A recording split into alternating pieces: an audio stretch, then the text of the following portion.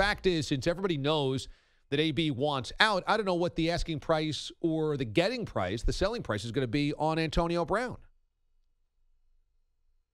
Because here's the problem. Antonio Brown also talks so much and is so in his own little world that you don't know when it's going to turn against you. And I got news for Antonio Brown. While the Steelers would benefit from keeping him, they've done this song and dance before. Plaxico Burress thought he was a big deal. They said goodbye. Santonio Holmes thought he was a big deal. They said goodbye.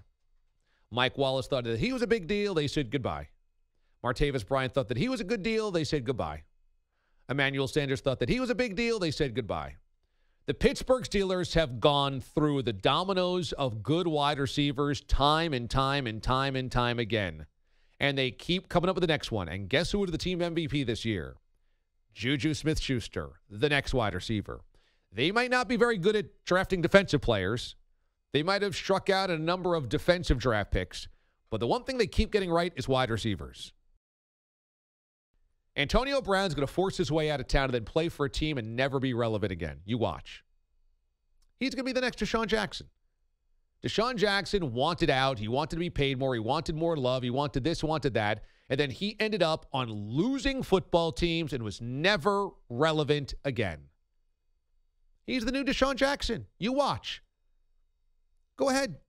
Leave Pittsburgh. See how many playoff games you end up playing in. You go ahead. Again, the Steelers have done this before and been quite fine, thank you. Antonio Brown is volatile. He is unpredictable. He can be combative. And he's hard to corral. And he's a great talent. Great. But it's not like you can't be replaced in this league. Let's face it. And he's going to end up going to a losing football team that he forces his way onto. And he's not going to play in the playoffs again. He's not going to play in Super Bowls.